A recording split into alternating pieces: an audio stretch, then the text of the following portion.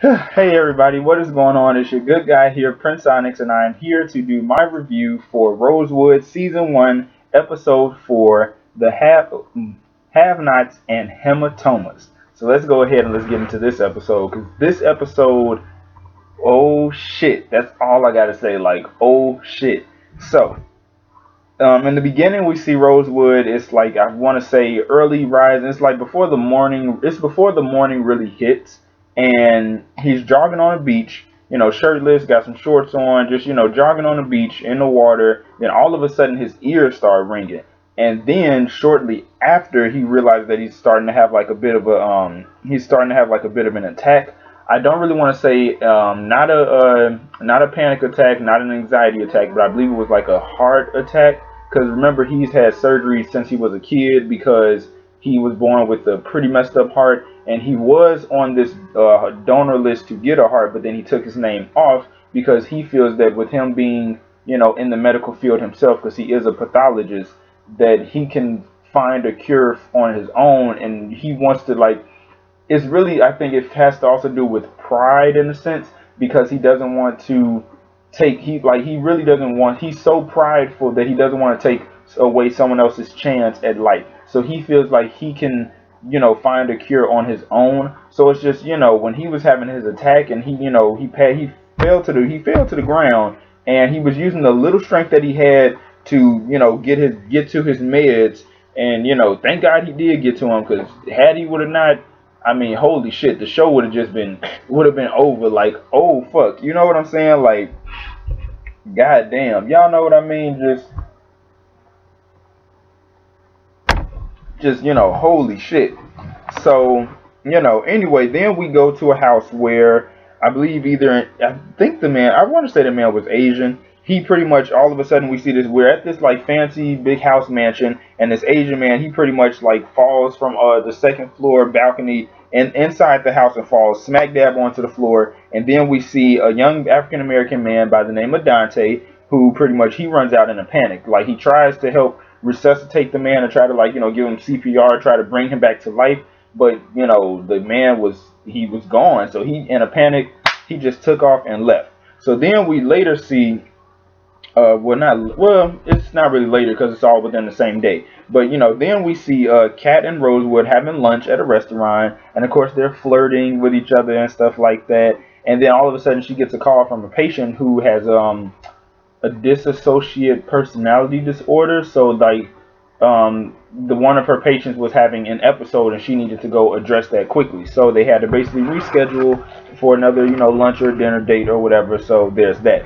Then next we have our favorite police captain, Captain Hornstock, and Detective Villa, and they are pretty much they are at Dante's place of work because he's a not a concierge, he's a fuck, what do you call them?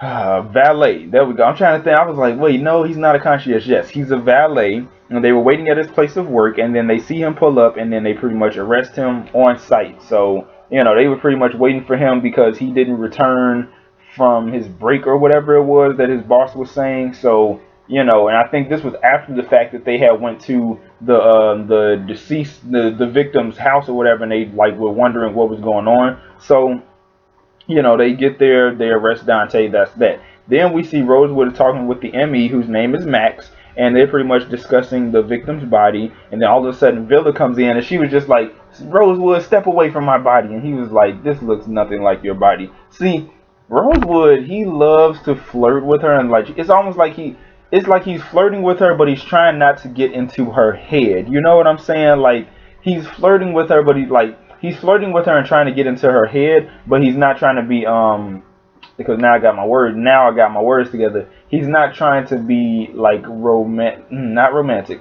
He's not trying to really pursue her because, as we all know, he's with Kat, who just so happens to be Villa's doctor, which she almost revealed in, oh man, that's later on in the episode. But anyway, yeah, so pretty much, they had a little bit of a back and forth because she was just like, oh, leave this case alone. This case is mine. Da da da da, blah blah blah, blase blase. So they end up getting on the elevator, and they go to talk to the suspect Dante, who is being interrogated by Hornstock. So of course they are on the other side of the interrogation room, watching what's going on, in the other room. Rosewood notices that Dante has an eye twitch and he has dry mouth, which I forgot what the eye twitch was about, but it was like he notices stuff about the suspects in each and every case that's like medically related. So that's how he can tell when it comes to reading body language. That's how he can tell if someone is lying or if they're telling the truth or not. So pretty much, yeah, Dante said that he was trying, as I mentioned earlier, he was trying to help the victim who had flipped over the balcony and crashed down to the second floor. But of course, Hornstock, he didn't believe him. So anyway, after the interrogation, you have Hornstock, Villa, and Rosewood, and they are talking. And pretty much Rosewood, he believes that Dante is innocent, and he says that of course, Rosewood and his team, which is Pippi and TMI, the three of them should examine the body and pretty much to basically see if Dante is innocent or not, because he believes that he's innocent. So and of course, he also says that he will even do them a favor, and he'll do the examination for free, so they don't have to charge, so they don't have to pay for once, just this one time. So because he has faith that Dante is innocent. So next we end up having Villa and Rosewood at the victim's house, and they are of course, cross-examining, re-examining, regular examining. They're examining the house to see what all happened and what all led up. They noticed like on the second floor it was a lot of like vases and different things that were knocked over, and pretty much so of course I think it was Villa who thinks that there was a fight that ensued, so she thinks that the two of them were like fighting or whatever, but really Rosewood had noticed a bit of a pattern that like it looked like the victim was like he was knocking the stuff over on his own, because he was like tumbling back loose, like spiraling out of control, stumbling back, and that's what caused him to flip over, fall, back first, bam, onto the glass table on the ground. So and as I had mentioned, during the conversation that her and Rosewood had, she almost revealed that she's been seeing a psychiatrist, a doctor, and then she let me see. She almost admits she's seeing a doctor. Yeah, she almost admitted that she was seeing a doctor because Rosewood was bothering her. He was getting on her case about something. So she almost admitted that she was seeing a psychiatrist. And I don't know if she was going to mention her name, but I just, I want to know what would happen with that. You know what I'm saying? I just want to know what would happen with that if she does mention his name. So, let's see. Next, yeah, he did this research. Yeah, so next we see that Rosewood, he talks to Villa, and can you close the door, please? Thank you. Close it. Thank you. So, like I was saying, Rosewood then talks to Villa, not Rosie, because that's Rosewood's nickname. Anyway, Rosewood talks to Villa, and like if I'm looking down, y'all, it's my notes. So, if I'm looking down, it's like these are my notes. So don't think that I'm ignoring y'all, because I'm not. So he did his research on Dante, and basically Dante, he's a foster kid who has pretty much been trying his best to, not be another statistic, and he's been trying his best to be a better human being and be a better man, be a better black man. He's just been trying to beat the odds for a very, very long time.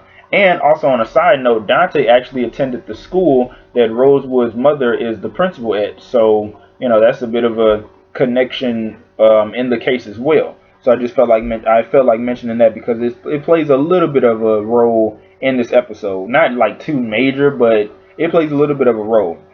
He also found out that the victim did not die from blood force trauma. So he didn't, blood force trauma to the head or to the back, or, he didn't die from that.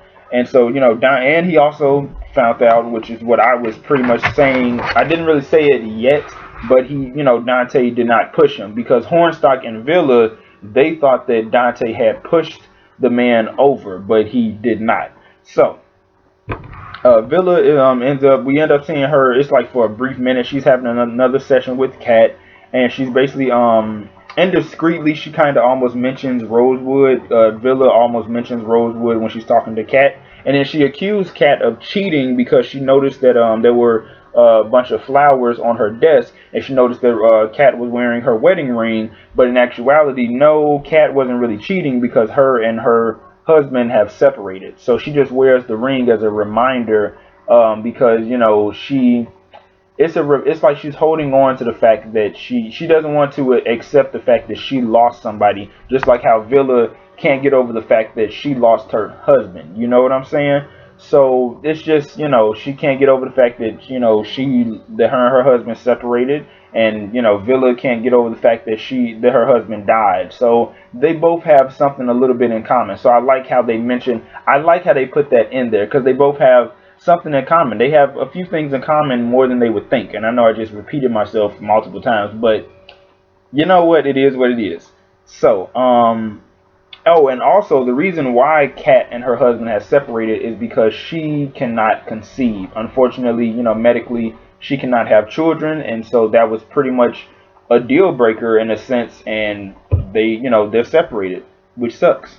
Then next we see that Rosewood is at his office when Pippi and TMI come in, and they are about to examine the body, and the girls are of course gossiping and betting. The girls are gossiping and they're betting on when him and Villa are going to get together, because I'm not too sure if they know about Rosewood and Kat, and I don't know because wait a minute, bitch.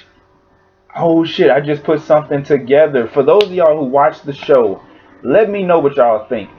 Could Rosewood and Kat have been married a long time ago and then they broke up, but they're trying to fix things no, oh man, I don't know. See, that's a theory that I just got. Oh shit, wow. Anyway, I just got really super hype over that. Oh shit. Anyway, yeah, they're about to examine the body, and then of course they're gossiping about his sex life or whatever. Then Pippi talks to Rosewood on the side because she did some blood work for him that she thought the blood work was for the body that they were about to examine, but then she realizes this is actually your blood. You had me examine your blood because he, again relating back to what happened earlier this episode, he had an attack, and he just wanted to know what was going on with him. And Pippi is fucking furious, and she was just like, you need help, and that's that. Like, she was going off on him, like, not too loud to where, TMI could hear what they were saying, but she was just letting him know, you need help. I'm not finna keep covering up for your ass no more. I'm not finna keep, I'm tired of doing this shit. It's stressing me out, and I just can't do it no more. You need to get help. You need to put your ass back on that donor list. She was going off for 40 days and 50 nights, and I was fucking here for it, because he really does need help before he kills himself. Seriously. Anyway, Rosewood notices marks on the body, and then he goes to talk to Dante about the print that were on his chest, and pretty much he realizes that Dante was telling the truth. He was trying to do CPR to revive the man. Villa, of course, is being tough, and then Rosewood asks for 2 minutes alone with Dante just to talk man to man, 1-on-1, and he asked Dante what was wrong with him, and how was he feeling, and Dante just let him know that he felt for a very long time, and even till this day, that he felt invisible. And he felt that he was destined to be in prison. He felt that he was destined to be another statistic, another stereotype. And, he just really felt down about himself. But Rosewood talked to him, and he just let him know that, he doesn't believe that. So why should he? You know what I'm saying? And then let's see. He also has him write his name on this drawing that Dante had drew, he drew a replica of the painting of some part of Italy, and the painting came from the victim's house. So Dante, he's an artist, and he just sketched it on some graph paper and the drawing is identical to the painting, which was really cool. And so the Rosewood just had him write his name on there. Oh shit, got all types of stuff sliding out my notebook. Anyway, he had him write his name on there, so be proud of your work type of thing. And the painting actually, well, not the painting, but the drawing, it relates to the episode, not in a big way, but in a small way that still counts. So let's keep it moving forward. So they then talk, and pretty much he shows Dante his scar, which is the scar on his chest, and he just tells him that he pretty much just tells him that life is gonna get better, and it's like you just need to stop being so down on yourself. And the reason for him starting, and when he showed him his scar, he just let him know, you better start talking, because you know, you think you have scars from your life, and you haven't really seen nothing yet. You know what I'm saying? So, oh shit. Wait.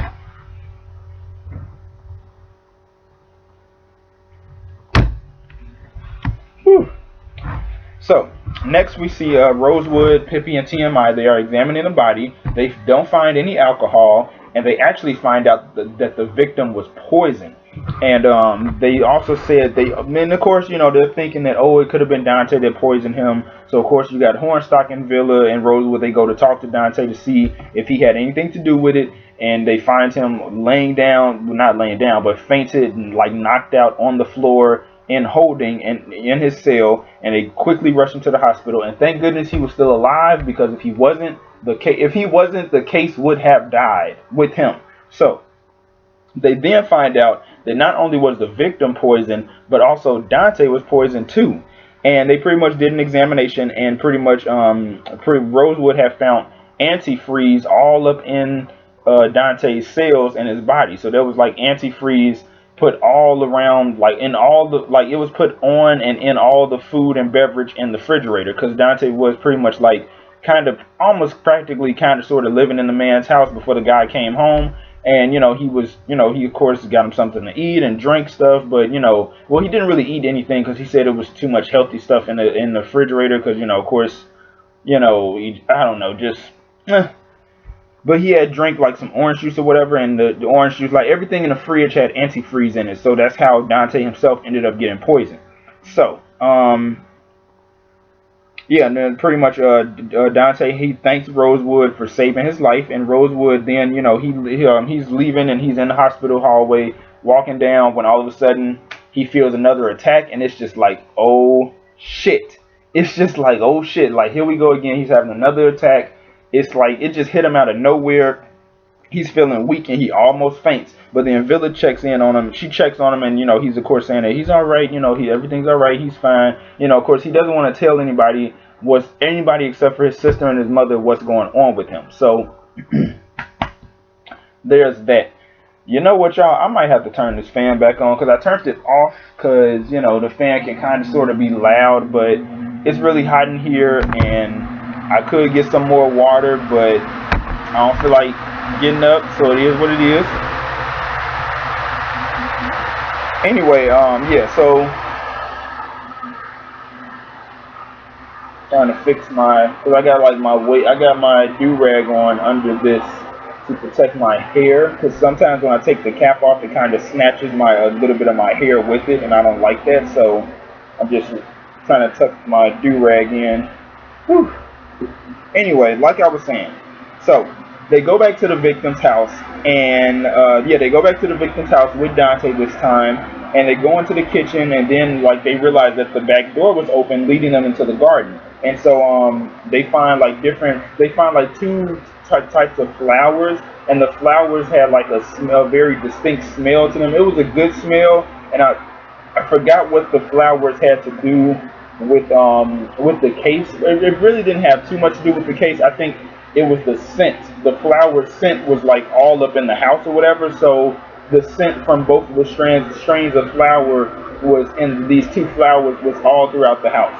So then they find Villa. She had found some footprints leading like out, like going away from the premises, and then all of a sudden they hear some gunshots, and it's like somebody was basically trying to take out Dante, because he like pretty much again, he wasn't the suspect, so somebody was trying to take him out because, well, shit, I mean, you know what I'm saying, somebody was trying to take him out because, motherfucker, you can end up, you know, getting the person who was trying to shoot at you arrested. So, you know what I'm saying? Next we see Donna, which is Pippi and Rosewood's mother, and she visits them, well, not them, she visits Pippi and talks to her one-on-one, and she pretty much demanded that she tell her what the hell is going on, because she knows that Pippi is, like, you know, covering for Rosewood. She knows this, so she knows, listen, mama ain't no fool, she knows this shit, so, yeah, like, you know, she's demanding that she tells her what's wrong, and of course Pippi refuses, but then, you know, she tells her to let Rosewood be him, because again, Rosewood, from what I remember, he told Pippi to just let him do him, let him be himself. He's gonna be all right. He's gonna find a cure. So she pretty much told her mom, let him be. He's got this. It is what it is. So, who had to just like trying to clear my throat. Anyway. Next we have Rosewood, who he found out everything in the kitchen again was poison, and then him and Villa, they talk, and then they go to Juju, and well, they don't really go to him necessarily, they bring him in, and wouldn't you know, who was on this show with a very small minor role? It was Rashida. She had a very small minor role. She was a part of Juju's crew, and she was his accountant, and pretty much, because he pretty much was like, oh, I better be getting paid for my services, blah, blah, blah. Because again, Juju is the guy who you go to in Miami when you want to find out the who's who and the what's what. So, he's the one you want to go to when you want to find out what's good, what's going on, who's in town, who's out of town, who is this, where they live. He's the guy who got the names, the addresses, and whatever other information that you need. So, they're talking to him, and of course, they're talking to him about Lamborghinis because the victim had drove a Lamborghini, and then they realized that in the case, like during the investigation, they realized that the Lamborghini that he had, that the victim had bought, was fake. And so they're wondering who sells fake Lamborghinis. And of course, he claims that he didn't know anything about the victim or anything about cars until Villa started showing him she pretty much had somebody downstairs rip off his rear view mirror and bring it upstairs to him. And she pretty much let him know that she can have the guy downstairs, the mechanic, piece your car apart, and they can start bringing up parts of your car all together. So, he then starts talking, which, Juju is always going to start talking when Villa has to strong arm him. And, when she has to strong arm him, then he's going to start talking. And so he brings up, he mentions that he has a nephew named Delroy Ellis, who's the guy who sells fake Lamborghinis. And so pretty much like a con artist or whatever. So Rosewood pays him a visit, and Villa, she's back at the station, and he pretty much he's like talking to him and just like, oh yeah, I want to purchase a car. My wife doesn't know I'm here. I'm just looking around. Blah blah blah, blase, bullshit. And so, yeah, they pretty much take one of the cars around for a test drive, and then during this whole test drive, because pretty much Rosewood had texted Villa to let him know that he's got their guy. He got the dude in the car. It's like he's good to go. Let's do this. He's good to go.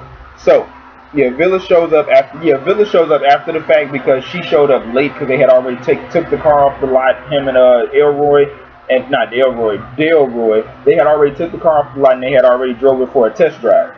So but before they did the test drive, which is something that I should have mentioned, is that when Delroy had turned away, Rosewood had used this chemical spray on the gas and brake pedal to trace blood, and the chemical spray had became active, and pretty much the shoe print matched Delroy's footprint that was on the scene in the garden. And so he found out that he was the one who had killed their victim because the victim was going to expose him for selling fake Lamborghinis. So Villa, while at the station, who does she meet? She runs into Chris Bosch, who gets out of a car that he bought from the same place he bought one from Delroy too.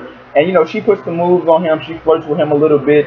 She takes the keys from his ass, put it in there. She's like, let me borrow the car for a little bit. Takes off with the car, and there's she pretty much, it's like a wild goose chase in a sense. So while Ellis is driving fast, of course, Villa is catching up to him, and she pulls up alongside him and stops him. Rosewood presses some button in the car that makes the car automatically stop, and they are in some like vacant lot, and then Villa gets out, and she draws her gun. Freeze, Miami Police Department, whatever she says, and then, they arrest him.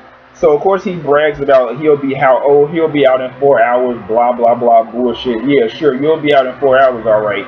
Anyway, Villa then apologizes for being so harsh on Rosewood earlier, and he says that there's no need. He forgives her regardless, and she then suggests that the two of them go out and get some pie sometime or whatever, and there's that. And then Rosewood says that he has a dinner date, so he pretty much, well, not so much a dinner date, but he has to go to his mom's house because she's having dinner. And then Rosewood brings, which is what I was saying earlier, which ties in Donna and Dante and Rosewood.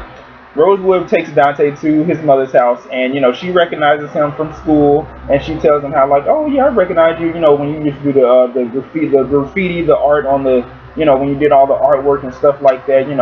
And she remembers when he got into this fight with this one guy, because he had the one guy in high school Dante got into a fight with, had pretty much ruined the mural that he had made on the east wing of the gymnasium. So he had gotten into a fight with him or whatever.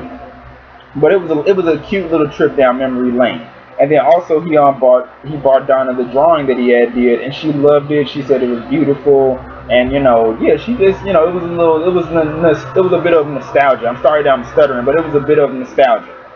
Anyway, yeah, Rosewood and Donna, they talk one-on-one, and she just lets him know that she's aware of his health issues, as she's mentioned before, and that but this time around, she just trusts that her son will make the right decision. Like, she really trusts that he'll make the right decision, and she pretty much, Rosewood ends up telling her that he knows that not only are his ears starting to fail him, but so are his legs. So he doesn't know how much time that he has with her, but he's just letting her know that, slowly but surely his body is starting to fail him. And she assures him that, he's not alone in this fight. You will get through this. You're not alone in this. And then, as he walks off and goes back to the dinner table with Pippi, Dante, and TMI, she starts worrying about him, and she's, of course, crying tears, because it's like she cares about him. Like, this is her son. Like, he really needs help, and I really hope that he gets the help that he needs. Next, we see that Villa is at a motel, and where she's staying at currently, and she calls Dr. Cat. She calls her, and because Cat didn't pick up the phone, because ironically, when she called Cat, her and Rosewood were getting it in later on that night, and she was pretty much calling Cat and just letting her know, because she left her a voice message. She was letting her know that she cannot sleep. She has insomnia. She feels surrounded by noise everywhere. She feels so alone, and that she actually considers Cat as a friend. So I'm really interested. I'm really interested to see where their friendship goes, where their doctor-patient relationship goes. And I got a feeling that she's going to admit that. I feel like not Rosie, that's Rosewood's nickname. I feel like Villa is going to admit that she has a thing for Rosewood, so I can't wait to see what happens with that. But that is all I have for now, and I will see you guys later. This is PrinceOnyx. Peace. I apologize for getting to y'all so late with my review. I've just been so swamped in a lot of stuff, as you guys know. I am, we're writing the sequel for Confusion, so that's keeping me busy. Of course, school and work.